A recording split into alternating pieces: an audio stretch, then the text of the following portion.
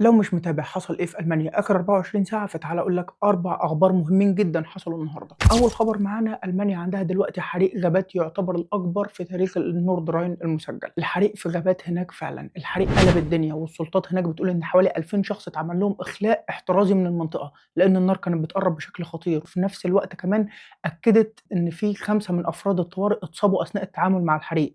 يعني إحنا مش بنتكلم هنا على حريق صغير في غابة وخلاص، لأ ده مستوى خبر يخلّيك تفهم إن موجة الجفاف والحر في ألمانيا بقت دخلت على مرحلة تانية خالص. الخبر التاني، في تطور جديد في حادثة طيارة رايان إير اللي كانت جاية من اليونان على مدينة في جنوب ألمانيا. التقرير المبدئي الأمريكي قال إن اللي حصل كان بسبب جزء من ريشة مروحة المحرك اتكسر بعد الإقلاع، والشظايا كسرت الشباك وسببت ضرر في جسم الطيارة. الأخطر بقى يا مولانا، الراكب اللي كان قاعد على شباك F11 في المقعد F11 اتسحب جزئيًا ناحية الفتحة، لدرجة إن راسه ودراعه اليمين خرجوا برّه، والركاب اللي حواليه هم اللي مسكوه ولحقوه. في كمان إشارة في التقرير إن المحرك ده حصل له 4 مرات بيرد ستريكس خلال 12 شهر قبل الحادث، واتوجدت بقايا طيور في حالتين منهم، لكن التحقيق النهائي لسه ما انتهاش. يعني باختصار الراجل ده كان راكب رحلة عادية، وفجأة بقت لقطات من فيلم كارثة جوية.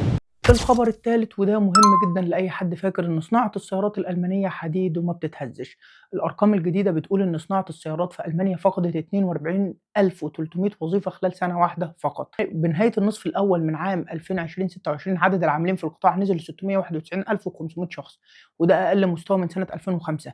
وما ده معناه إن القطاع، الناس اللي كانت شايفاه عمود من أعمدة الاقتصاد الألماني، دخل على ضغط حقيقي وتسريحات وبرامج تقشف وتراجع واضح في التوظيف، خصوصًا عند الموردين وشركات قطع الغيار. آخر خبر معانا بقى برضه يخص العربيات وأي حد عنده عربية في ألمانيا. من أول أبريل محطات البنزين في ألمانيا بقى ممنوع عليها تزود السعر أكتر من مرة واحدة في اليوم.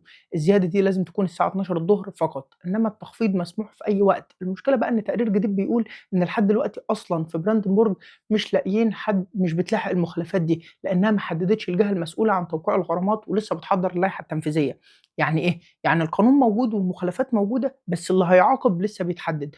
وده من الأخبار بقى بصراحة اللي تلخّص لك يعني إيه بيروقراطية في ألمانيا، في كلمة واحدة وفي سطر واحد. إحنا عملنا القانون يا جماعة، بس فاضل نشوف لسه مين هيطبّقه. وكده دي أهم 4 أخبار النهارده من ألمانيا. اكتب لي رأيك تحت في الكومنتات، أنت أكتر خبر وقف معاك فيهم إيه؟ ولو معاك عربية في ألمانيا، شايف فعلًا إن قوانين البنزين دي فرقت والّا المحطات لسه بتلعب براحتها؟ دلوقتي أسعار البنزين عمّالة تغلى وتنزل، أنا نفسي شخصيًا بالاحظ ده. لو أنت كمان لاحظت ده، اكتب لي تحت في الكومنتات. وهل حادثة الطيارة ديّة كانت بشكل طبيعي برضه إن هي تحصل بالشكل ده والّا لأ؟ ربنا يسترها علينا جميعًا. لو عايزني أكمل سلسلة أخبار ألمانيا، اكتب لي بس تحت في الكومنتات.